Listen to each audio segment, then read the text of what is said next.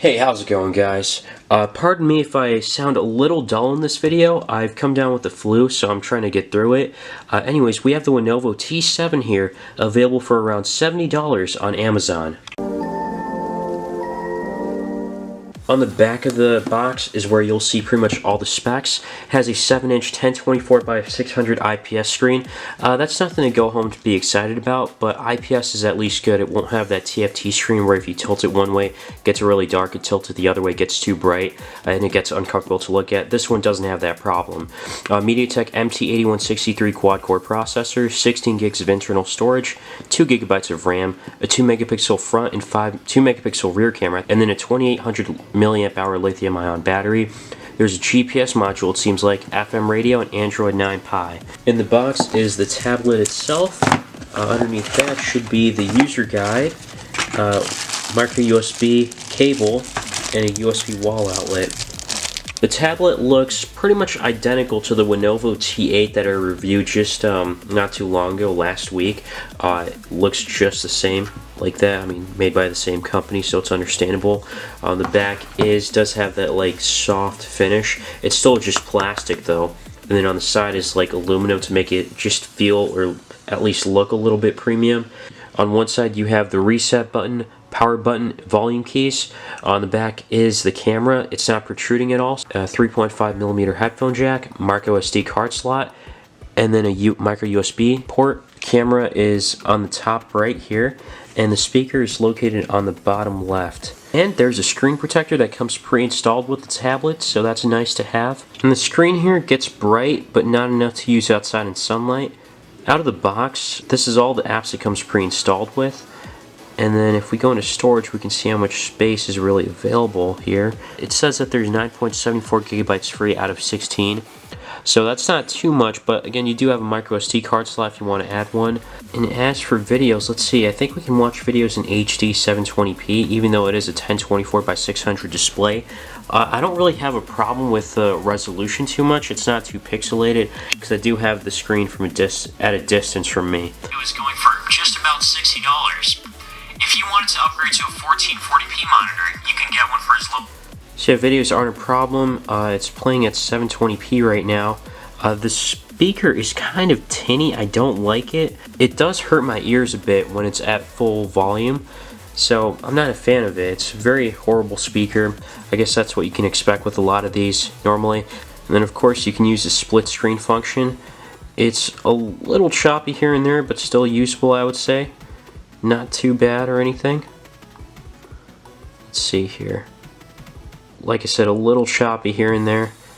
It's kind of what you can expect. But I'm actually kind of impressed that I'm able to do this on a 2 gigabyte or a 7-inch tablet now that goes for about $65 at the time of this video. In the past, there was never really a 7-inch tablet that had like 2 gigs of RAM going for at around $65, or from at least what I've seen. So it's nice to have this option for a form factor of this size. As for the cameras, it seems like they aren't as smooth as the Winnovo T8 was. So I took a picture here, and it looks darker than what it really is. I mean, if you look at the watch here, it's not that dark. So my camera can pick it up. Of course, the quality difference is huge. It's night and day between my camera and the tablet, of course. But I digress. You can't really read chords here. You can barely read neck time on there. Pretty poor at best. I took some photos outside too, and that's pretty much what you should expect from these.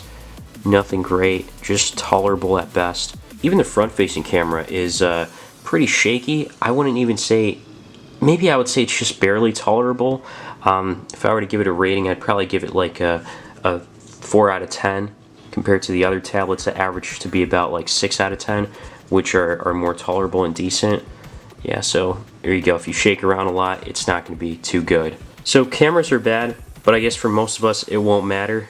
Performance-wise, we'll see how that goes, but so far just browsing the web or being on Twitter here, it doesn't seem like there's any problems or hiccups really. Overall, everything I'm going through is pretty smooth typing and just having everything load. There might be a hint of delay here and there. Nothing crazy though. Another important thing to check out is gaming. So first game I'm checking out here is Jetpack Joyride. So far things seem to be decent. There is a bit of Just slight stuttering here and there. I would have been worried if Jetpack Joyride didn't run smoothly. It's a simple 2D game like this. Next game is Fruit Ninja.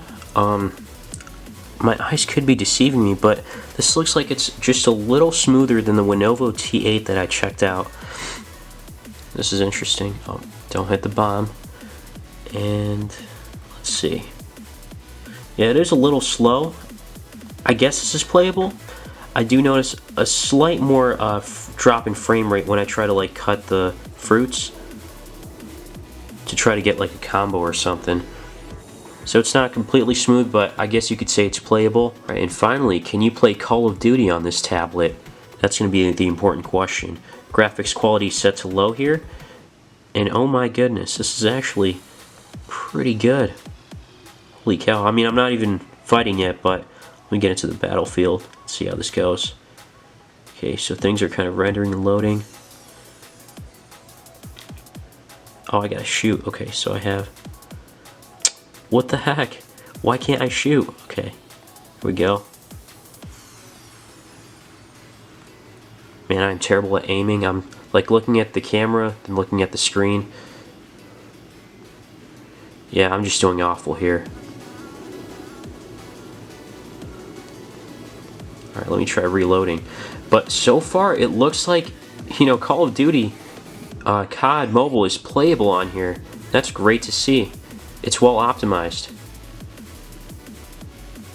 Now, to be fair, it was it ran kind of well on the... Hold on one sec. Alright, gotta reload. Got some kills. That's what matters.